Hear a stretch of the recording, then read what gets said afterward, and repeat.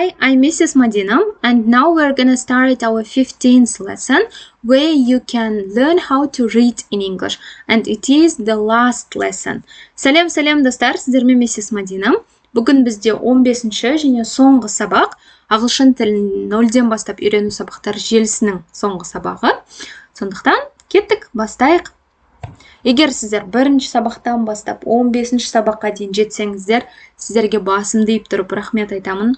Рахмет таңдауларыңызға, рахмет мен арқылы ағылшын тілін үйреніп сіздерге 1% көмегім тиіп жатса, мен өте қуаныштымын.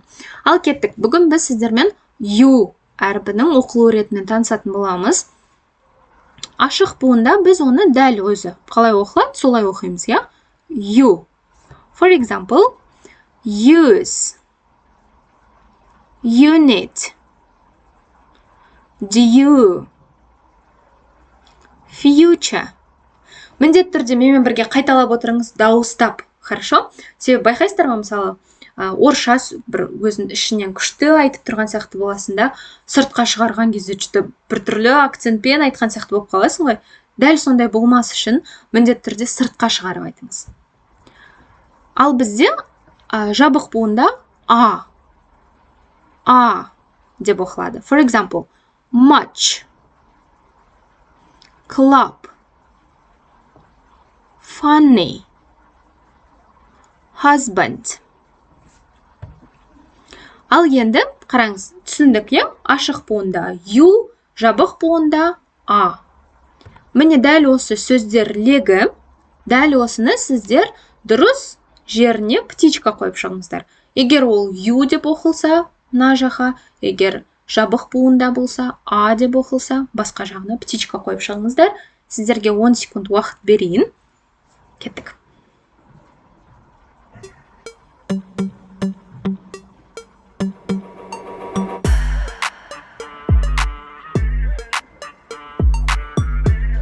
Ал енді мен жауаптарын шығарамын. Үлгермеген болсаңыз, міндетті түрде видеоны стопқа қойып жасап алыңыз.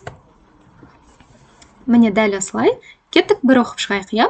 Gone, duty, must, lunch, use, fume, cup. Молодцы. Егер дәл осылай істесеңіздер, я горжусь с вами. Сонымен қатар бізде өзінше бір сөз бар, ережеге бағынбайтын. Ол truth. Truth. Міндетті түрде менімен қайталаңыз, себебі бұл кішкене қиын сөз. Именно th деп айту керексіздер. Тіліңізді екі тісіңіздің ортасына қойып. Th. For example, truth. He tells the truth. Ол үнем шындықты айтады. Яғни truth, шындық. Шындықты айту қиын ғой, дәл осы сөзді дыбыстау сияқты. Truth. Ал енді мынау сөздерді мен оқимын, менен кейін сіздер қайталаңыздар. Байқасаңыздар, апостроф тұр, үстінде. Ол бізге қай буынға ударение түсетін көрсетеді. Яғни, қай сөзге екпін түсетін көрсетеді. Кеттік. Much, Sunday, hurry, music, cube, excuse. Келесі оқылу реті бізде you және are екі әріптің қосындысы. Бұл бізде деп оқылады. For example, hurt, furniture, return, fur. Fur деген сөз жаттап алыңыздар. Бұл мех, яғни жүн.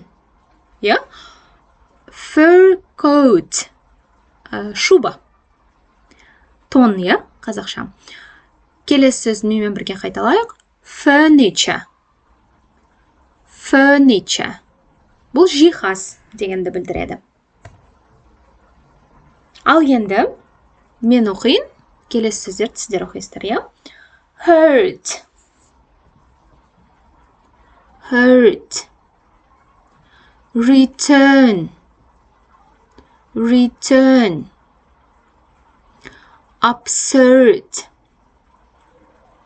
absurd, curt, curt. Ал енді сіз оқыңыз, сізден кейін мен қайталаймын, сізде 3 секунд. Curl, turn, burn, nurse, surface. Келесі оқылу реті бізде дәл осы әріптердің қосындысы, бірақ одан кейін дауысты дыбыс орналасса қалай оқылады? Your, your.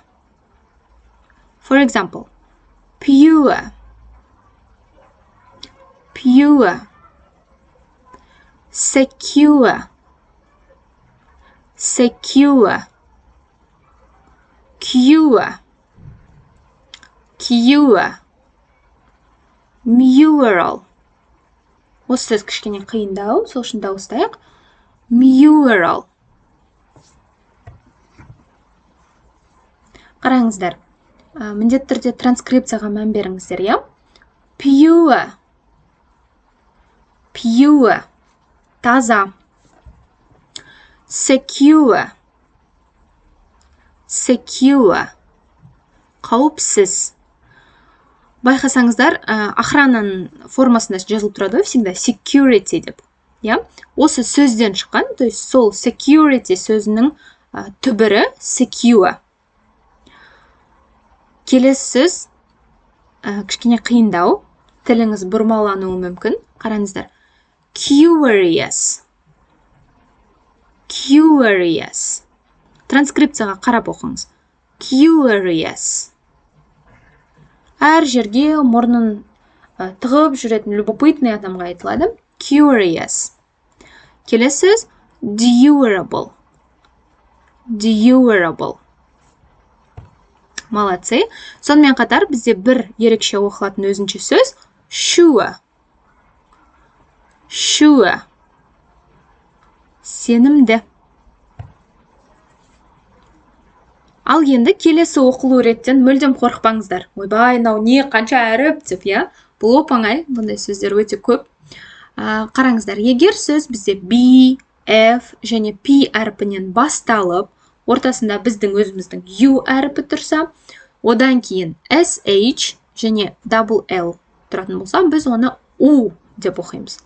Мысалы, bush, pull, ой, кешірім сұраймын.